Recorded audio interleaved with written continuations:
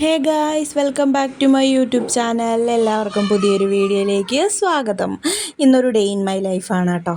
കുറച്ച് കമൻ്റൊക്കെ വന്നിട്ടുണ്ടായിരുന്നു നമ്മൾ ഡേ ഇൻ മൈ ലൈഫ് ഒക്കെ ചെയ്യാനായിട്ട്, ഡെയിലി വ്ളോഗും ഒക്കെ. അപ്പോൾ ഞാൻ വിചാരിച്ചു പറ്റുന്ന പോലൊക്കെ ഒന്ന് ഡേ ഇൻ മൈ ലൈഫ് ചെയ്യാമെന്ന്. അപ്പോൾ അച്ഛനും അമ്മയും വന്നിട്ടുണ്ടേ. അവരൊക്കെ രാവിലെ എഴുന്നേറ്റ് പല്ലൊക്കെ തേച്ച് ഫ്രഷൊക്കെ ആവുന്ന തിരക്കിലാണ്.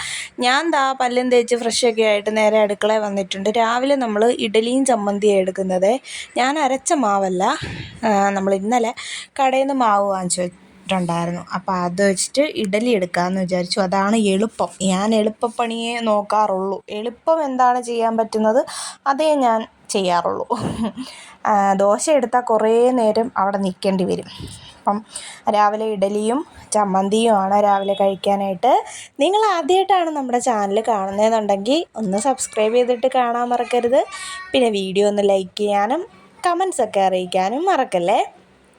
അപ്പം ഈ വീട്ടിൽ വന്നിട്ടുള്ള ആദ്യത്തെ ഡേ ഇൻ മൈ ലൈഫാണ് കേട്ടോ ഇവിടുത്തെ. അപ്പോൾ ഞങ്ങൾ കാപ്പിയൊക്കെ ഉണ്ടാക്കിയിട്ട് ഇനി കഴിക്കാനായിട്ട് പോവുക.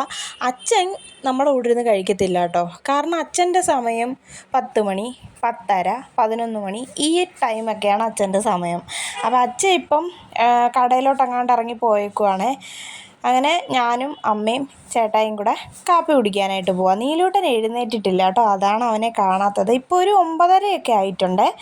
അപ്പം രാവിലെ കഴിക്കാൻ ഇഡലിയും ചമ്മന്തിയും, വെള്ള ചമ്മന്തിയും, പിന്നെ ഇന്നലെ വീട്ടിൽ നിന്ന് എടുത്തുകൊണ്ട് വന്ന സാമ്പാറുണ്ടായിരുന്നു. സാമ്പാറും പിന്നെ മുട്ട പുഴുങ്ങിയതുമാണ് എടുക്കുന്നത്.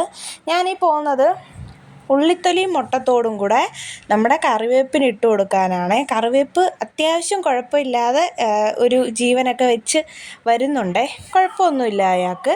അപ്പം ഇട്ട് കൊടുക്കാനായിട്ട് പോവാന്നേ.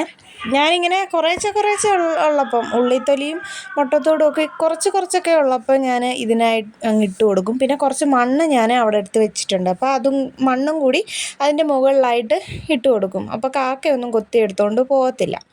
അപ്പോൾ കാപ്പിയൊക്കെ കുടിച്ച് കഴിഞ്ഞിട്ട് നേരെ മീൻ കഴുകാനായിട്ട് പോയി.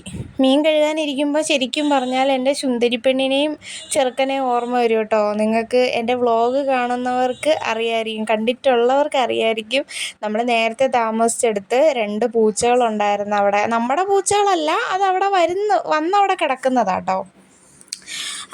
അപ്പോൾ മീൻ കഴുകാനിരിക്കുമ്പോഴത്തേന് ഞാൻ അവരെ രണ്ടുപേരെ ഓർത്തു പോയി. മീനിൻ്റെ മണം അടിക്കുമ്പോഴേ ഓടി കരഞ്ഞു വരും. പിന്നെ ഒരു സമാധാനമില്ല മീൻ തല കൊടുക്കാതെ. അപ്പം അവരൊക്കെ ഇപ്പോൾ വേറെ ഏതെങ്കിലുമൊക്കെ വീട്ടിൽ എന്താ പറയുക, അഭയം തേടി കാണും അല്ലേ.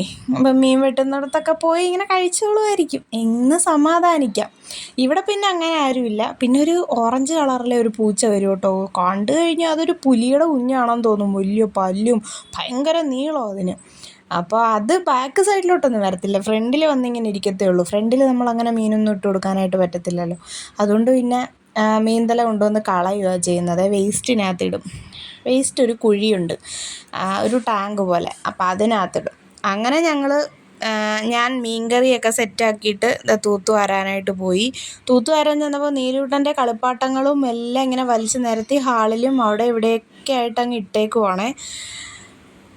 അപ്പം അമ്മ അത് കുറേശ്ശെ പറക്കി മാറ്റി തരുന്നുണ്ട്.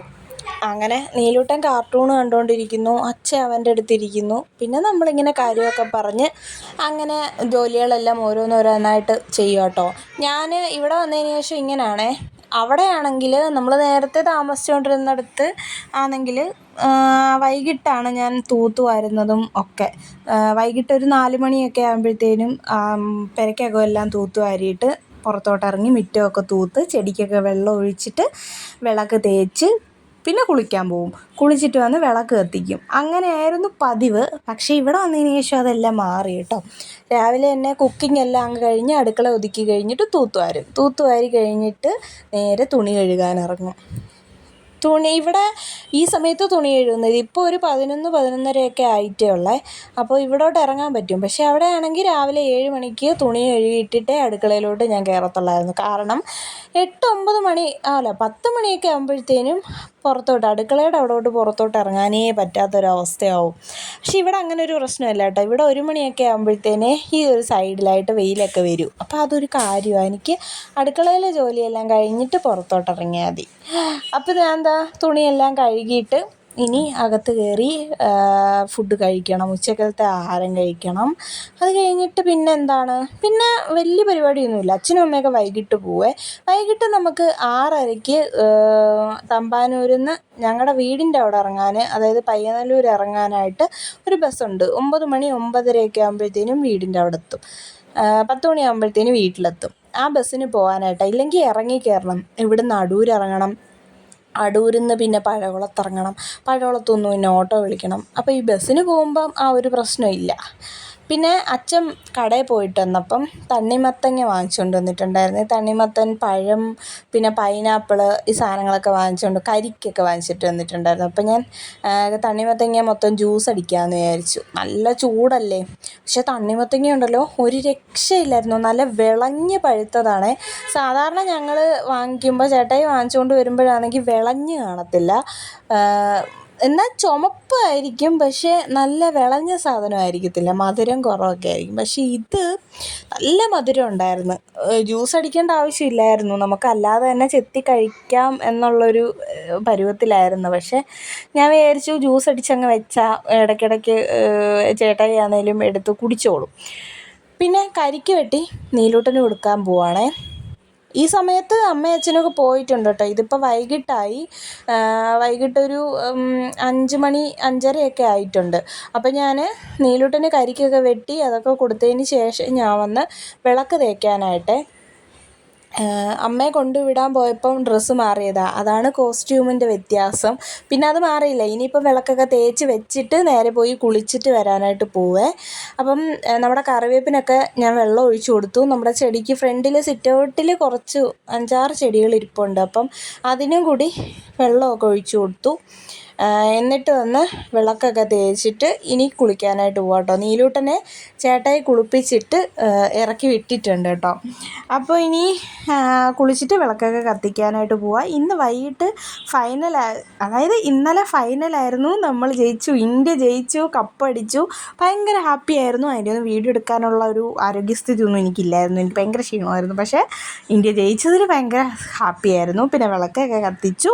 ഇനിയിപ്പോൾ ഫൈനൽ കാണാനായിട്ട് പോവാണ് കേട്ടോ. ഇന്നലത്തെ വിശേഷങ്ങളല്ലേ ഇത്. അപ്പോൾ ഇനി ഫൈനൽ കാണാനായിട്ട് പോവാം. അപ്പോൾ നമുക്ക് അടുത്തൊരു വീഡിയോയിൽ കാണാം കേട്ടോ. ബാക്കി നമ്മുടെ വിശേഷങ്ങളും കാര്യങ്ങളും ഒക്കെ ആയിട്ട് നമുക്ക് അടുത്ത വീഡിയോയിൽ കാണാം.